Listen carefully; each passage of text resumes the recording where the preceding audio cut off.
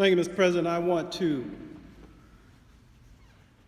rise and continue to share a message. I am disappointed that the mayor has left. This is not a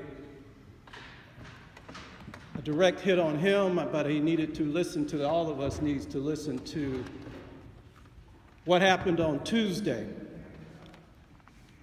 There are 262,052 eligible voters in the city of Cleveland. 262,000.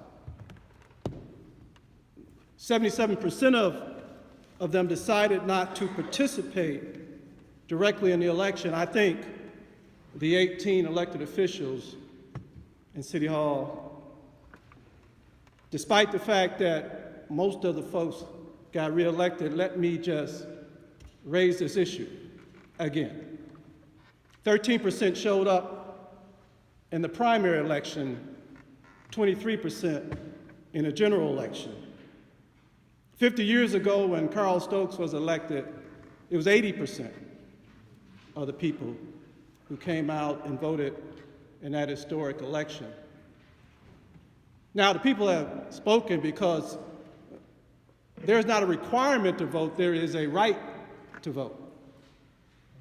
So there are statements being made by not voting. At least I listened to the silence of the non-voters. So while people are angry at people who don't vote, and given our history in this country, that's understandable. But there is a message that we have to listen to. Now, I'm on the way out the door, at least as an elected official. There's no way that we can afford to ignore that 77% of the folks who could have voted did not vote in a competitive municipal election. I believe that people decide to be inspired to vote based on what happens between the elections. See, we have all these techniques and tactics, and we spend millions of dollars, at least in this case, over $1 million, almost $2 million based on what I'm hearing. The highest expensive campaign in the history of the city for one candidate.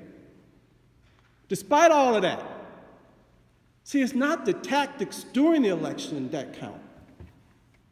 It's what happens between elections that I believe that counts. And what am I talking about? What I've always been talking about, and that some are beginning to talk about again, and that is the problems that these people's lives are experiencing every day. So I'm not interested. A CSU professor said, well, we need more millennials to vote. No, we need to be able to deal with the high violence. We need to know the fact that we are the fifth highest city per capita in murder, yet we're the 51st largest city. Lead paint, blight, you've heard me say it. You roll your eyes when I rise and talk about the violence and talk about lead poisoning. You roll your eyes when I talk about all those issues, but yet you cannot ignore Tuesday's voices. I don't know what you guys intend to do the next time around, but you better do something. People are dying, people are hungry, and they're sending us a signal. And if we don't listen, it is at our own peril. We need to take care of business, folks. Thank you, Mr. President.